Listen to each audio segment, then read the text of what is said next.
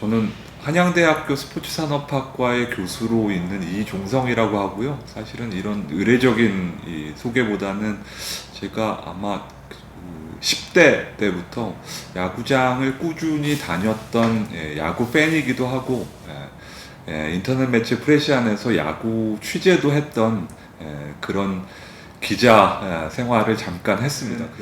야구 경기에 관한 얘기 또는 선수에 관한 얘기들 주로 많이 관심 있게 지켜봤고, 나중에 이 연구자의 길을 걷게 되면서 왜 이 야구 선수, 야구 감독 또는 어떤 중요한 모멘텀이 됐던 경기에 대한 그런 글들만 이렇게 많이 남아 있을까? 다른 좀 종류의 책이나 아니면 글들이 좀 있어야 되지 않을까라는 좀 생각을 하게 됐고요. 어찌 보면 그게 제가 늦은 나이에 그 대학원 공부를 시작하게 된 배경이었던, 해외 얘기를 안 드릴 수가 없는 게, 특히 이제 스포츠 역사라든지 문화 쪽이라든지 아니면 경제, 경영, 뭐 사회학, 인류학 이런 분야에서도 굉장히 많은 책들이 나와 있는 것을 보고, 저도 그게 꼭 야구가 될지를 미리 정한 건 아닙니다만은 언젠가는 이런 류의 책을 한번 써보고 싶다라는 생각을 막연하게 했고요. 그리고 사실은 제가 박사학위도 이 축구와 관련된 이 내용으로 사실은 받았고, 어쩔 수 없이 영국에서 하다 보니까 야구를 주제로 하기는 현실적으로 좀 힘들었던 상황이었는데, 한국과 관련해서 무언가를 한다면 야구와 관련된 문화사를 한번 다뤄봤으면 좋겠다라고, 사실은 유학 시절에도 그런 생각은 좀 했던 것 같습니다. 근데 그러던 와중에 한국에 와서 다른 분들하고 우연히 만날 기회, 이제 저보다 연배가 좀 있으신 분들이죠. 제가 72년생인데 주로 60년대생 분들하고 이렇게 얘기를 하다 보니까, 이분들이 지금은 야구를 엄청나게 좋아하는 것 같지는 않았는데 왜 야구를 그렇게 즐겼을까라는 생각을 하게 되는 계기가 여러 차례 있었고요. 그때마다 지역 명문고 출신의 이 분들이 계셨어서 왜 이런 일이 펼쳐졌지라는 의구심을 갖게 됐고, 어찌 보면 그게 이제 이 책을 쓰는 출발점이 됐다라고 말씀드릴 수 있을 것 같습니다. 이게 뭐 어떤 한 지역에만 국한됐던 건 아닌 것 같고요. 뭐 충청도, 경상도, 전라도, 그리고 경기도, 서울. 그래서 왜 이런 일이 생겼고, 이분들이 적어도 학창 시절부터 대학교 30대까지는 그래도 야구에 관심을 갖게 됐는지, 그리고 이 결국 엄청난 팬층이 한국 야구, 프로야구의 인기를 초기에 적어도 80년대와 90년대 초중반까지는 만들지 않았을까라는, 혼자서 사실은 가설을 한 거죠.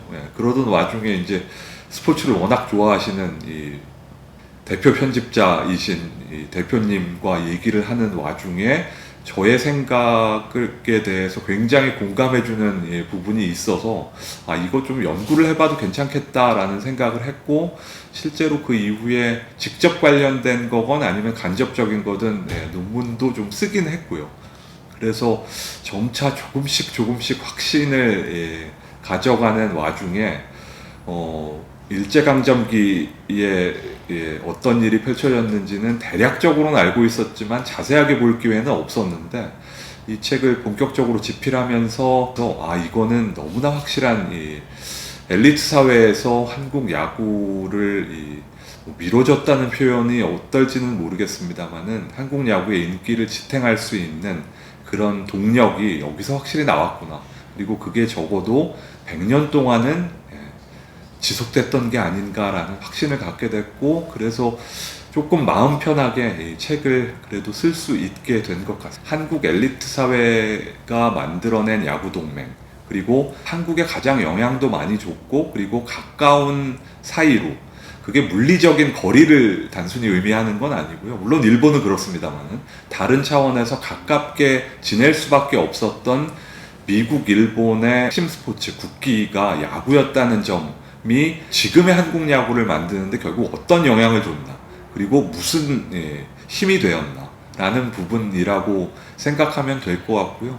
저는 빼놓을 수 없는 부분이 이 엘리트 사회에서 이 한국 야구를 지원해주는 이런 것들이 어느 뭐 1960년대면 60년대, 70년대면 70년대에만 사실은 존재했던 게 아니라 이미 1920년대부터 1990년대까지 서로 다른 분야에서 일하고 있는 한국 사회의 파워 엘리트지만 굉장히 중요한 시점마다 작동했구나 라는 거를 제가 나름대로 모든 걸 다 쓸 수는 없었지만 중요한 포인트들을 짚어서 썼다고 생각하시면 될 것 같고요. 그리고 한미일의 이 야구 동맹, 제가 원래 생각한 건 이 야구 삼각동맹 체제가 굉장히 중요하게 작동해 왔다라고 사실은 주장을 일부 편 건데요. 이것도 이 제1교포라든지 재미교포들의 영향력 알게 모르게 굉장히 강했다라는 부분이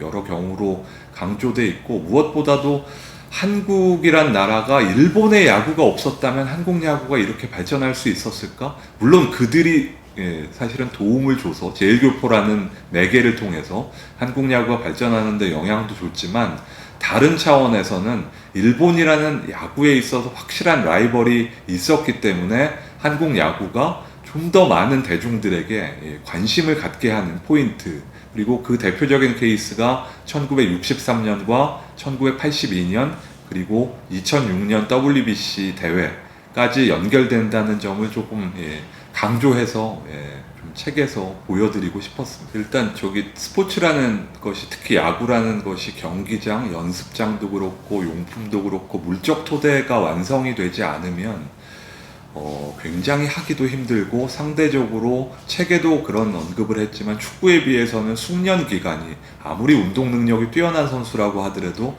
굉장히 팀플레이를 하는데 필요한 종목이거든요.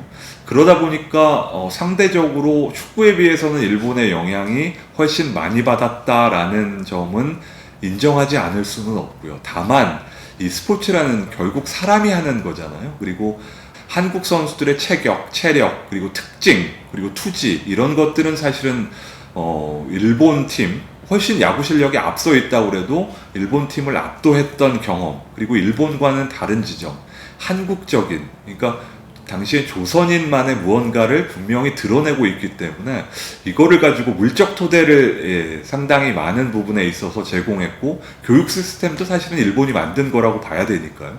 그런 지점에서는 식민지 근대화론을 주장하시는 분들이 야구라는 것을 활용하기에 하나의 근거로서 굉장히 좋은 내용이긴 하지만, 절대 잊을 수 없는 거는 야구도 스포츠고 우리의 신체와 정신이 분명히 들어가서 무언가 화학적 결합을 해야 성과를 낼 수도 있고 지속성을 가질 수 있는 것이라는 측면에서는 저는 식민지 근대화론만으로는 설명할 수 없는, 일정 부분 다른 스포츠보다 좀 가까이 갈 수 있다, 가까이 가 있다 라고 주장할 수는 있겠지만, 거기에 부합하는 소재라고 딱 잘라서 얘기하기는